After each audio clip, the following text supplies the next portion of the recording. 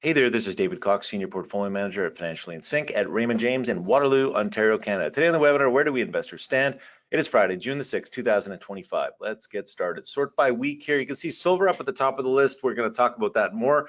Down on the bottom, Bitcoin, a little bit of a correction this week. Again, reminder, pause your video player at any time. There's some data on this slides that you might want to take time to ponder a little more closely. Let's look at North American stocks. Left side, we've got the S&P 500 still trading below the prior highs. That was before kind of sell-off started earlier in the winter. And on the right side, you can see there's the Toronto stock market, definitely behaving much better, having broken out to brand new highs. And again, new highs are bullish. Again, I want to look at a number of charts today, just comparing Toronto and the US, because I think it's been very, very important, certainly from a Canadian perspective. But again, I think at this point, also from a US perspective, given foreign stocks have actually been performing quite well. And again, Canadian stocks are foreign to the Americans. Let's look on the left side here again. Just a reminder, even though the Toronto market is at highs, you can see here again, relative to gold, you can sell the unit of the TSX right now for 5.8 ounces of gold.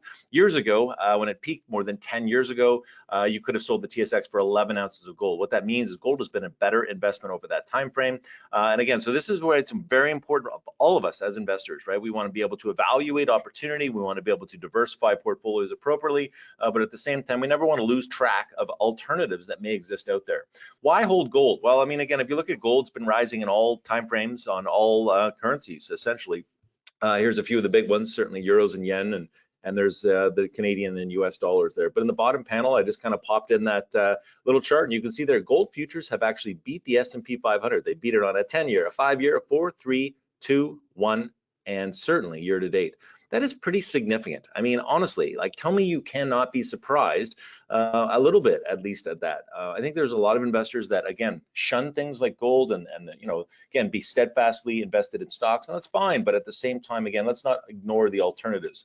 Silver this week breaking out. This is actually very positive. This is a 1-year breakout. This is a very positive looking bar. And what I most like about it is when you have that biggest bar against, which is really that kind of sign of, wow, supply, in this case, supply overwhelmed demand. The breakout that tried to happen did not happen. When a market can come back and not only recover from that biggest bar against, but in this case, break out, that is very, very positive. You can see in the bottom panel, though, silver has been underperforming gold. This isn't new. This has been the case for several years.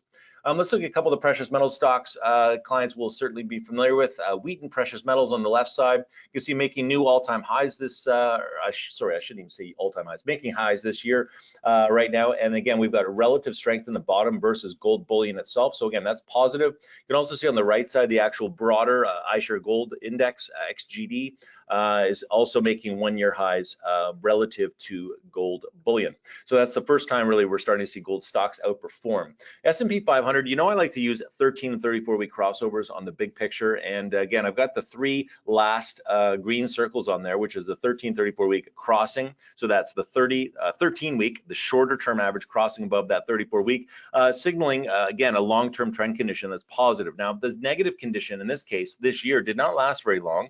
But at the same time, it does not always last long. You can see back in 2020, it did the same thing. So essentially, we've got the 3rd crossover that's now happened in the last 5 years.